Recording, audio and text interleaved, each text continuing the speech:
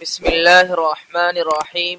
صرف 5 منٹ کا مدرسہ قرآن و حدیث کی روشنی میں 336واں دن 6 ذی الحجہ۔ نمبر 1، اسلامی تاریخ۔ امام ترمذی رحمۃ اللہ علیہ، آپ رحمۃ اللہ علیہ کا اسم گرامی محمد بن عیسیٰ، کنیت ابو عیسیٰ تھی۔ آپ سن 2 ہجری کے قریب جیحون نامی سمندر کے ساحلی علاقے کے ترمس نامی گاؤں میں پیدا ہوئے۔ والدین کے سائے عاطفت میں پلے بڑھے اور پھر علم نبوی حاصل کرنے کی خاطر سمندر کے اس پار خراسان، عراق اور حرمین شریفین کا سفر کیا اور وہاں کے علماء سے خوب استفادہ کیا۔ اللہ نے غضب کا حافظہ دیا تھا، جس کی مجلس میں بھی جاتے اس مجلس میں بیان کی گئی ساری روایتیں پہلی ہی بار حفظ کر لیتے۔ بعد میں آپ نے حدیث کی ایک ایسی کتاب لکھی جس نے انقلاب برپا کر دیا، اور اس کی جامعیت اور ہماگیری نے علمی طبقے کو حیران کر دیا۔ اس میں سیرت، آداب، تفسیر، عقائد، احکام، فتنوں، قیامت کی نشانیوں اور صحابہ رضی اللہ عنہم کے فضائل کا ذکر کیا گیا ہے۔ یہی وہ کتاب ہے جس کو ہم اور آپ جامع ترمذی کے نام سے جانتے ہیں۔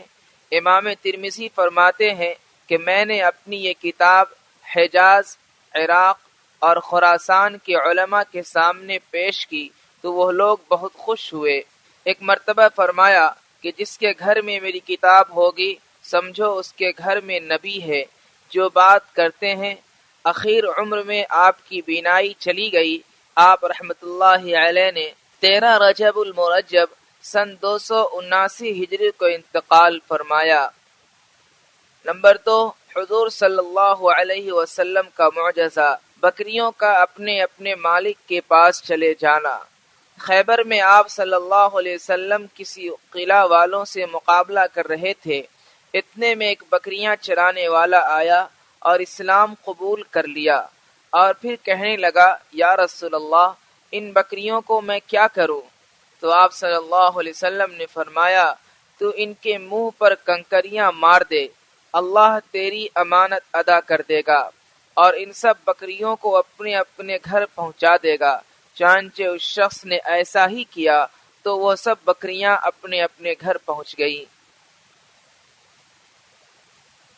نمبر 3، ایک فرض کے بارے میں، حج کی فرضیت۔ رسول اللہ صلی اللہ علیہ وسلم نے فرمایا اے لوگو، تم پر حج فرض کر دیا گیا ہے، لہذا اس کو ادا کرو۔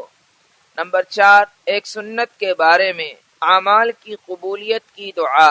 اعمال قبول ہونے کے لیے اس دعا کا اہتمام کرنا چاہیے۔ ربنا تقبل منا انک انت السمیع العلیم۔ ترجمہ، اے ہمارے پروردگار، ہمارے اعمال اور دعاؤں کو اپنے فضل سے قبول فرمائیے، بے شک آپ سننے والے اور جاننے والے ہیں۔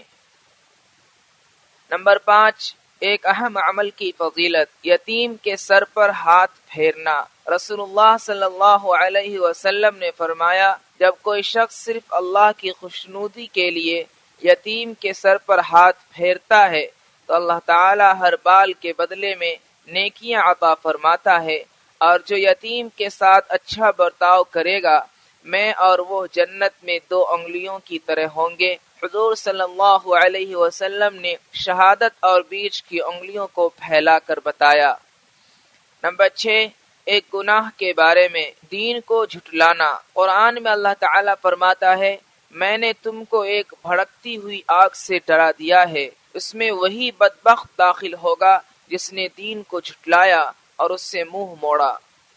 نمبر 7، دنیا کے بارے میں، نافرمانی اور بغاوت کا وبال۔ قرآن میں اللہ تعالیٰ فرماتا ہے اے لوگو، تمہاری نافرمانی اور بغاوت کا وبال تم ہی پر پڑنے والا ہے۔ دنیا کی زندگی کے سامان سے تھوڑا فائدہ اٹھا لو، پھر تم کو ہماری طرف واپس آنا ہے تو ہم ان سب کاموں کی حقیقت سے تم کو آگاہ کر دیں گے جو تم کیا کرتے تھے۔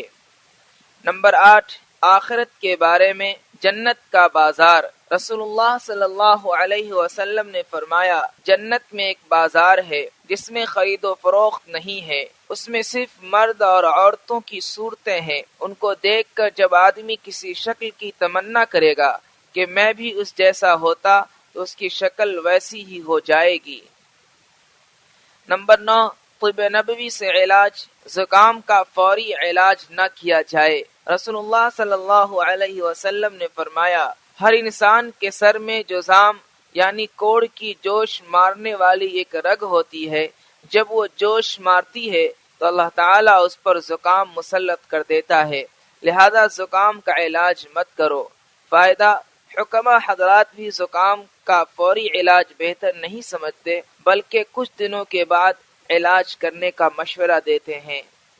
نمبر 10، نبی صلی اللہ علیہ وسلم کی نصیحت۔ رسول اللہ صلی اللہ علیہ وسلم نے فرمایا غصہ شیطان کے اثر سے ہوتا ہے، شیطان کی پیدائش آگ سے ہوئی ہے اور آگ پانی سے بجھائی جاتی ہے، لہذا جب تم میں سے کسی کو غصہ آئے تو اس کو چاہیے کہ وضو کر لے۔